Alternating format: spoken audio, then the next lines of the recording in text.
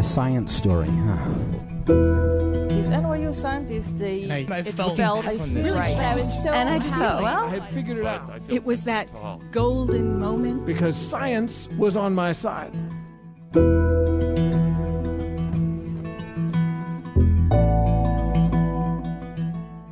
Hey everybody, welcome to the Story Collider, where we bring you true personal stories about science. I'm your host, Erin Barker, and this week we're presenting stories about that age-old question, to love or to science.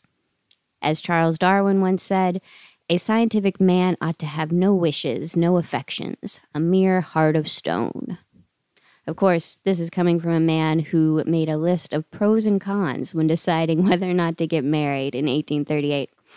In the pro column, in case you're interested, were children, someone to take care of the house, and constant companion and friend in old age, ... better than a dog anyhow. I hope you used that line in the proposal. I'm sure it went over very well. Among the cons were loss of time and conversation of clever men in clubs. What's funny about that is when I got married, missing out on the conversation of clever men at clubs was actually in the pro column for me personally. But we all have different priorities, don't we? So get ready to fall in love with our two storytellers today. Our first story is from Jacqueline Trumbull. It was recorded in August 2018 at Caveat in New York City. The theme that night was attraction. So about 2 months into my new job at Mt Sinai, I got a call at work. Hi, Jacqueline. This is Melissa from the casting office of The Bachelor. Hi.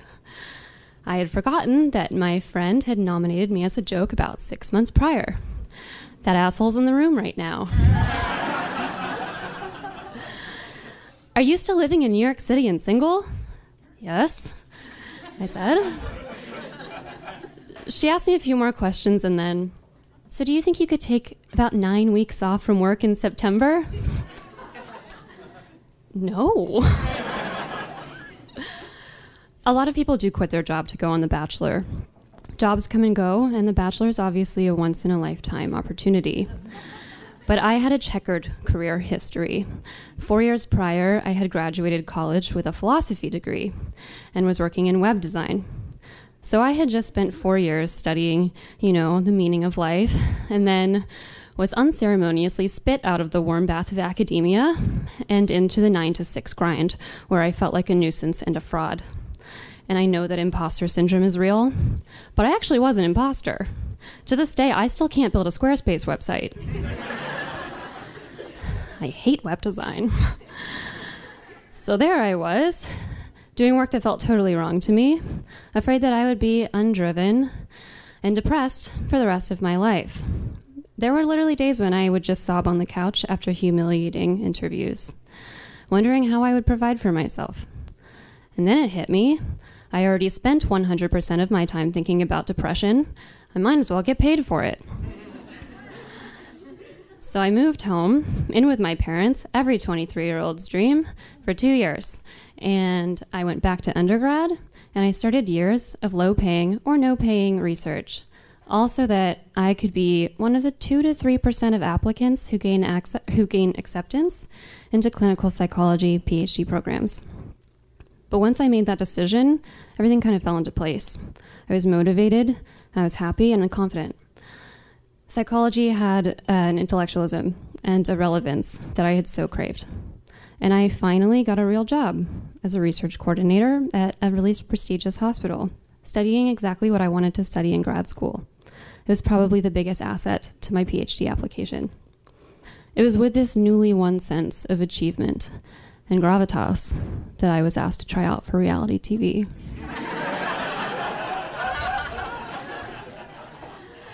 My first reaction was no thank you. My career was too important. This job was amazing. I couldn't take off 9 weeks of work. Nobody can do that in September. But then the devil on my left shoulder tugged on my earlobe and said, "You remember high school? It's a humbling experience to realize that even though I went to a great university and have dated good-looking, successful men and am in an amazing career, I'm still not over the total injustice of having been a loser in high school. And it was once the idea of permanently cementing this chip in my shoulder started to take hold that I realized the full scope of this opportunity. See, I didn't just want validation from the kids I went to high school in West Virginia with. I wanted cosmic validation. I wanted to feel anointed by the universe, as though I had been specially chosen to peek outside the bounds of normal reality and to experience, even fleetingly, fame. To look at the inner workings of the show that fascinated so many people that college courses had been written about. I would get to experience that. That was amazing. And I know that this is narcissistic, but it was right there within my grasp. So how could I not close my fist around it? And anyway, it wasn't just about validation. I still call it psychological skydiving. If I went on this show, I would see myself in the third person. I would experience myself as you see me. You guys are all probably aware of the unnerving experience of hearing your voice on a recording. It kind of challenges your view of yourself. It's really unsettling. Well, I was about to see everything. I was going to see the way I kiss, which, as it turns out, is aggressive.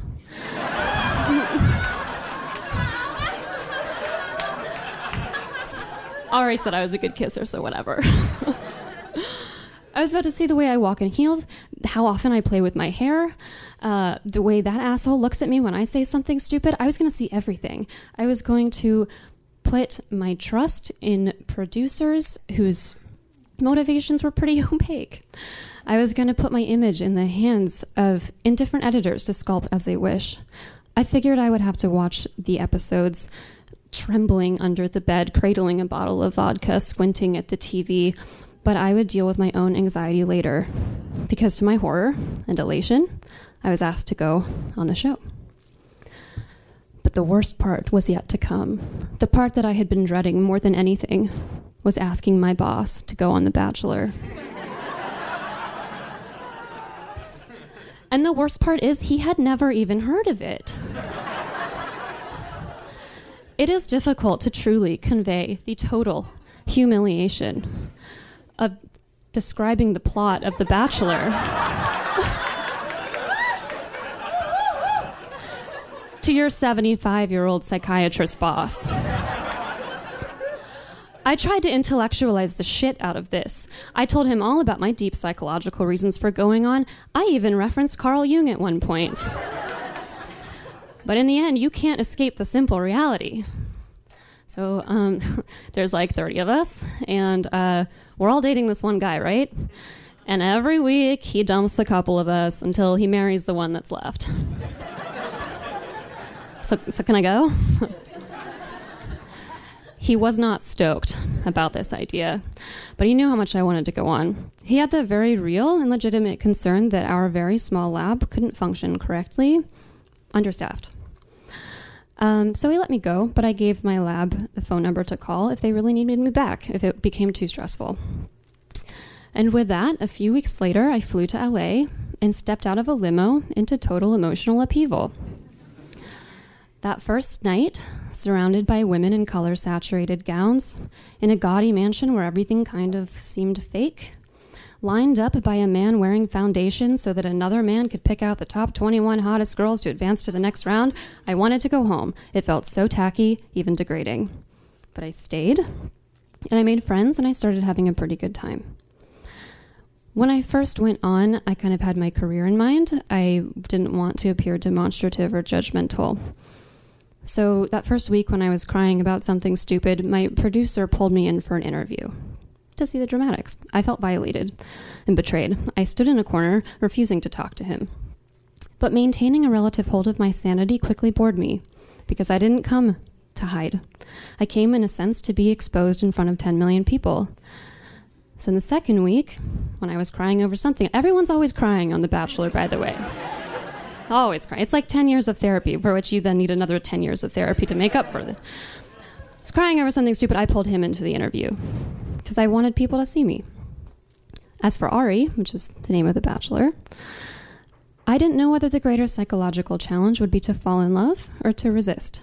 But as time wore on, I became increasingly interested in the former.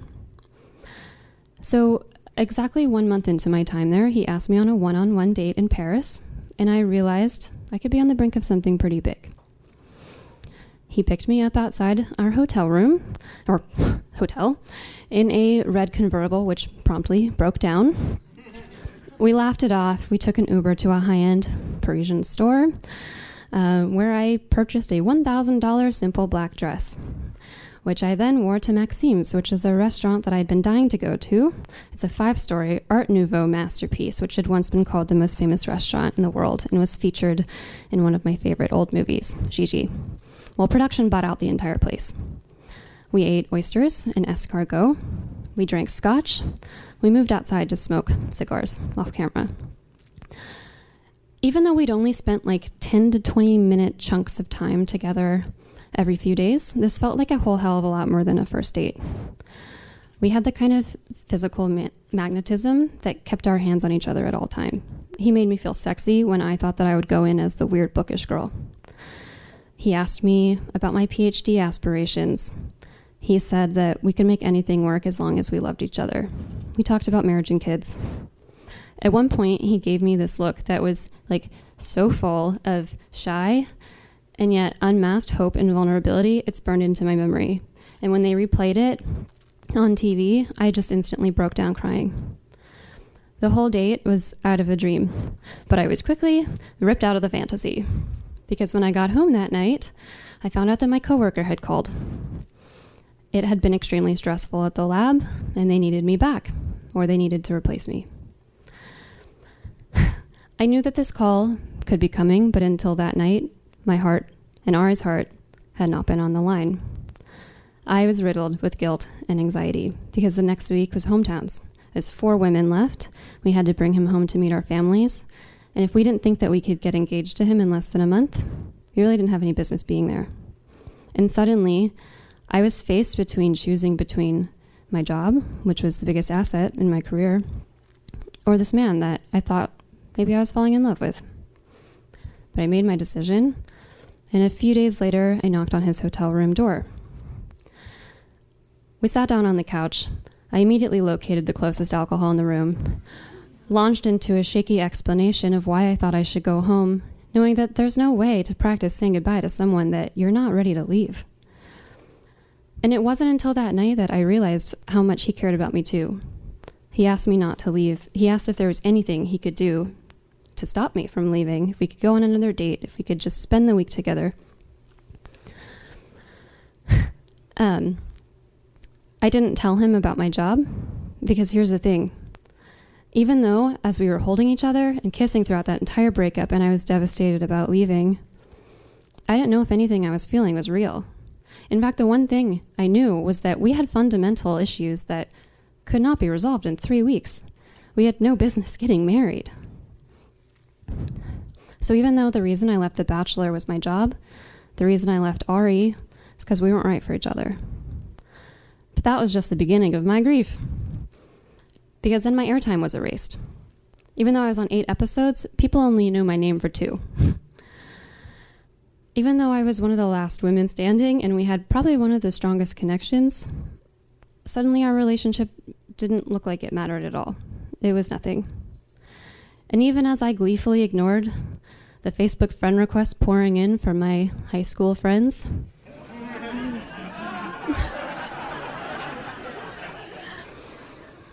all I could think about was what I'd given up and what I had chosen to forfeit, the opportunity that I could have had if I just had made a different decision.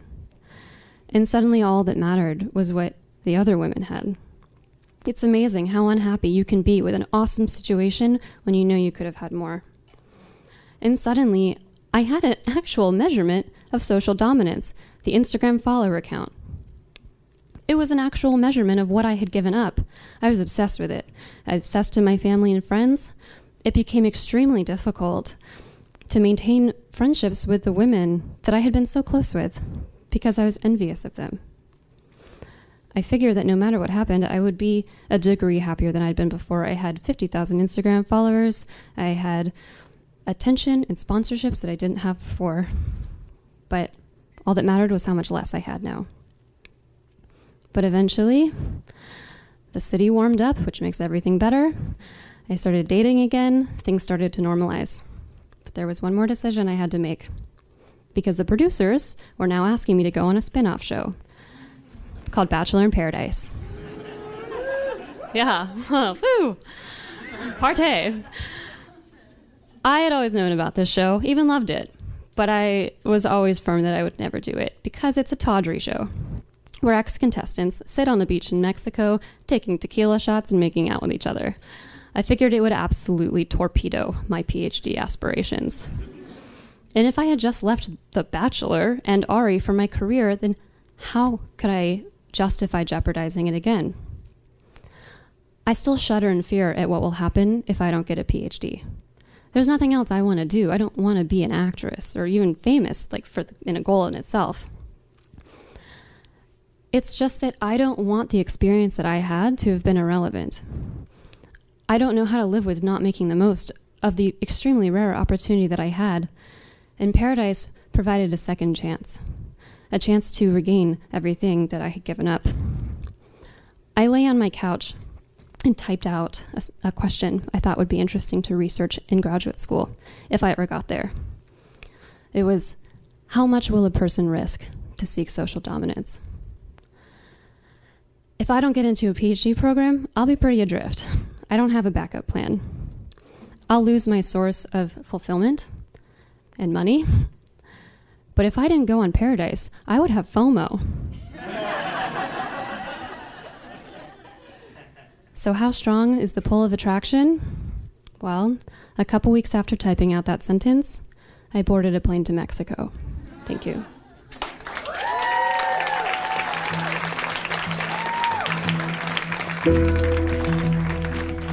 That was Jacqueline Trumbull. Jacqueline is a clinical research coordinator for a psychiatry lab at Mt Sinai, and as seen on TV in season 22 of ABC's The Bachelor, she aspires to a PhD in clinical psychology.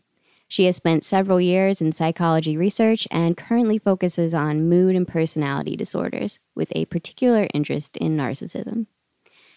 Fun fact about Jacqueline, she was a first-round draft pick in my family's Bachelor pool and an all-around fan favorite because she's from West Virginia, like most of my family, and she moved to New York, like me, and she always seemed very smart and down-to-earth and put together on the show, and also we're all just incredibly jealous of her hair. So when I saw on TV that she was described as a graduate student, I thought, I wonder if she's studying a science of some kind. Because when you've been working on a science storytelling show for the past 8 years of your life, you start looking for these stories everywhere. No part of your life is safe, not even your Monday night sitting on the couch eating potato chips TV zone. So then I found out that indeed Jacqueline was at Mt Sinai here in the city, the very same institution that our New York producer Paula Croxon was working at that time as a neuroscientist. So I said, Paula, if you love me, you will find Jacqueline and book her on the show. And what can I say? She does, and she did. And Jacqueline was lovely and so insightful and so humble. And most of all, I just really want everyone to know that her hair is just as amazing in person as it is on television. I just feel like you all deserve to know that. And that's just a little behind-the-scenes bonus content for you this week. Our next story today is from Monica O'Neal. It was recorded in April 2018 at the Oberon Theater in Cambridge, Massachusetts, at our show in conjunction with the Cambridge Science Festival.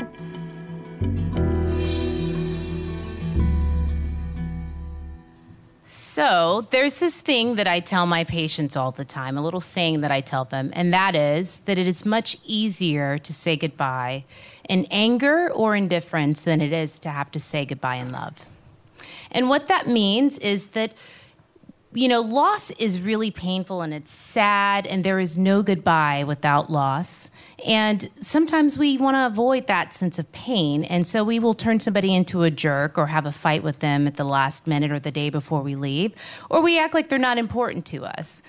And what I do as a psychologist is I really try to help people confront and tolerate and nurture these difficult emotions, especially in the place of love and intimacy, so that they can have healthier relationships with themselves and with other people, because the other way is really destructive. Now, I actually this is my passion. I actually think it's what I'm supposed to do. I feel like it's my calling because I feel like I'm pretty good at it. But if you were to have met me at the beginning of my training, you would be pretty amazed that this is where I'm at now. So I'm going to tell you a little bit about me as Monica. I am a military brat, an Air Force brat in particular. I was born on a base in North Carolina, then moved to Germany, then back to North Carolina, then to South Carolina, then to the Philippines, where I spent 3 of the most magical years of my childhood, then back to South Carolina. So by the age of 10, I was a continental. I was immersed in all this culture, and I just really had seen a lot of the world. And the best thing about it is my parents actually made it seem like an exciting adventure every single time. So being able to leave was exciting. It was great. Now I'm going to retell this as Dr. Monica from the lens of psychology. I moved 5 times before the age of 10. And each time we moved, we could only be excited about it. There was no talk about sadness or the people that we'd have to leave behind. And I learned to adapt to that, and I got really good at it. Moving on, new adventures were very exciting for me. So in high school, I decided to join different activities that allowed us to have weekend travel, like marching band. And I can recall being a little perplexed, but not really too bothered when I would just take my bags and head straight to the bus, and I would see my classmates and my friends lingering goodbyes with their parents and hugs and kisses, and I was like, see you later, Dot, behind my shoulder, just throwing deuces as I just ran on the bus. And it was the same when I went to college. There were no tearful goodbyes. There were no weekly phone calls home. My parents wanted them, but I never was homesick at all. I was excited. It was a brand new adventure for me, and it was exciting. And it was so exciting in many different ways, and one in particular, I fell in love for the first time. So I met this really, really nice boy during orientation, before school started. And we're going to call him Sebastian because I've always wanted to date a Sebastian because I think it's a really sexy name. So this is my way to date a Sebastian. So Sebastian and I met over the summer prior to starting school, but then when we got back on campus, he and I both reached out to each other. We just really had a natural bond that just bonded us. We wanted to be around each other. And our friendship was just so beautiful and so sweet, and it turned very quickly into a loving relationship. And I loved him, I really did.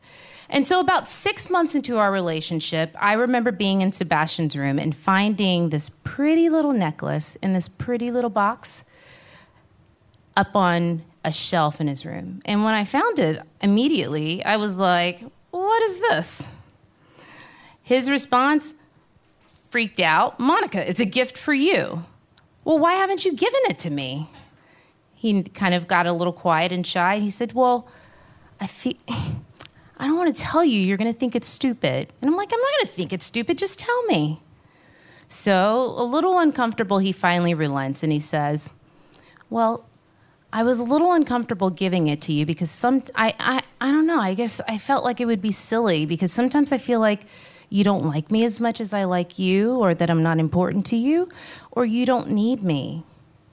Now, I was listening intently and was really, paying attention to everything he said, but then when he got to that last point, I was like, whoa. I was like, that is stupid. I do like you. I like you a lot, but of course I don't need you. I don't need anybody. And you could have it was savage. It was awful. And you could just see the sadness and the crestfallen look in his face. And, I did the very best that I could. The thing that I did well is I was able to make a joke to kind of smooth it all over. And it worked, and he gave me the necklace, and we dated for the next 2.5 years until I initiated what would be our final but very, very mutual breakup at the end of our junior year. So I would see him periodically on campus. We would just kind of say hi from afar. But at one point, he did actually reach out to me to tell me that he had gotten engaged. This was about a year afterwards. So he got engaged to the person he started dating after me. And when he told me, I was like, okay, all right, cool, no big deal. And I saw him one last time. I saw him on the night of our graduation. And we just happened to bump into each other at the same Greasy Spoon in Chapel Hill. That's where I went to school. I love Chapel Hill, Tar Heels. But we were at the same school, or the same Greasy Spoon. He was there with his fiancée. I was there with my friends, but he still made the effort to come over to introduce her, but really I think it was to say goodbye. And I don't know if it was the revelry from earlier in the day and the drinks that were flowing, but I had no idea. I wasn't paying any attention to anything he was saying. And so, but I can tell you at the very end of it, after he said goodbye, I just kind of gave him like this steely smile and just said to him, "Have a nice life."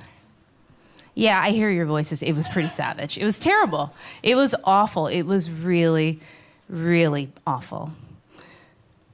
I found out the following October that he had gotten married a year before he was supposed to get married.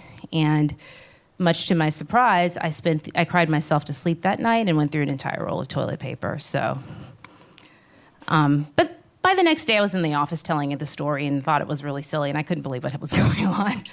But 3 years later, after all of that, I had started my graduate program working on my doctorate in psychology. And I finally, at this point, decided to start my own psychotherapy, thank God. And so about a year into my psychotherapy, one of my best friends was moving from the D.C. area to be with his partner in Chicago. And on the morning of his move, he called me over. I wanted to go over to say goodbye, which I did. There was hugs and kisses and all of the things. I watched him lock their U-Haul, go down the road. I was waving goodbye, blowing kisses.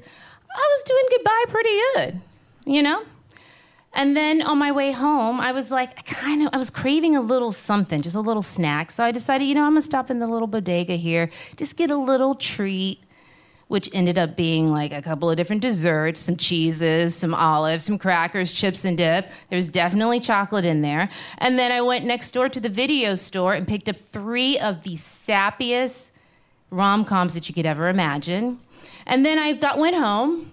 I changed into my PJs, closed the blinds, closed the curtains, took all the food with me in bed where I remained for the remainder of the day. I ate everything, and I bawled through all 3 movies.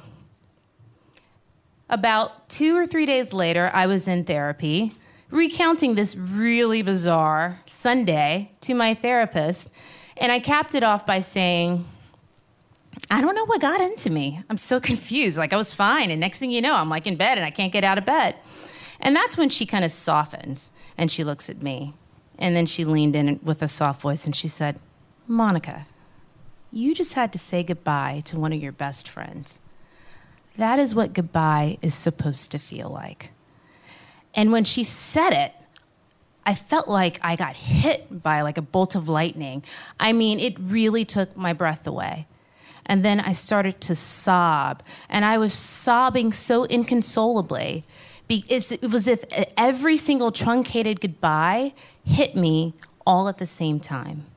And that eruption just like broke through so many of my emotional walls, which, we call defenses, but just broke through them and it left me feeling so raw. And all my emotion was just so visceral and on the surface. But it made it easy to talk about with her in this safe space. And that's really where therapy gets started, when your defenses are down and you can actually access that emotion. And guess what? It worked. It worked, and I'm so grateful for her, and I'm so grateful for the process. And it made me passionate about being a therapist, and it made me believe in the power that it can do to make your life better, to make my life better. And that's why I love it today. But I will tell you that even though I'm much more present and emotionally available in all of my relationships, in all points of my life, there are moments that something will remind me of somebody that I kind of was dismissive of. And I will feel regret and long for do-overs. But, we don't really get do-overs. Except last summer, nearly 18, or over 18 years later, I'm 40. Over 18 years later, Sebastian came into town. He had business, he was going through a divorce, and he asked if we could meet up and have a chance to catch up. And we did. And immediately, we talked, and one of the things I did, obviously, was offer an apology for these 2 things, the necklace and the goodbye. And he remembered both of those, and he accepted my apology. But then I went to go apologize even more and just say to him that I was so sorry that I didn't let him feel how important he was to me and how much I did love him. And he actually stopped me and he said, Monica, I knew that you loved me. He said, but I also knew you were a tough cookie. I knew there was more to it. He was like, but I actually love that about you too. And when he said it, you can imagine, like, my heart just was like, oh, just wanted to explode. And it filled me with all sorts of, feelings, sadness, regret, peacefulness, just feeling contented. And a real sense of like, wow, this person loved me and I loved him. And I wish that I could have known that. But, it's okay. And in the moment, it felt really bittersweet because both of us could really see each other for where we were, who we had been when we met when I was 17, he was 18. And it was really a lovely moment. The most bittersweet part was that, as with any relationship, at some point we had to say goodbye. And so we did. And when I got home, I went into my kitchen. I grabbed all the junk food I could find. I changed into my PJs, probably a onesie, let's be honest. I changed into that, closed the blinds, closed the curtains, got into bed, and cried. Because it was so clear to me that it's much easier to part in anger or indifference than to have to say goodbye in love. Thank you.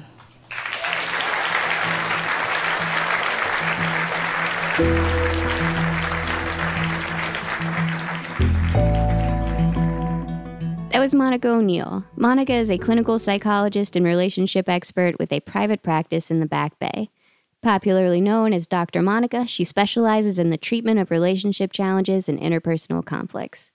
When Dr. Monica isn't at her practice, she is a lecturer at Harvard Medical School and consults for various local and national media outlets. Story Collider is grateful for the support of the Tiffany & Co. Foundation and of Science Sandbox, a Simons Foundation initiative dedicated to engaging everyone with the process of science. Story Collider is directed by Liz Neely and me, Erin Barker, with help from our amazing team. The stories featured in today's podcast were from shows produced by Tracy Rowland, Paula Croxon, Ari Daniel, Christine Gentry, and Katie Will. The podcast is produced by Zoe Saunders. The theme music is by Ghost.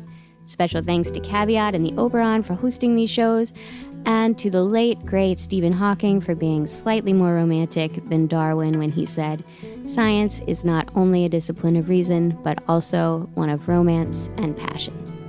Thanks for listening.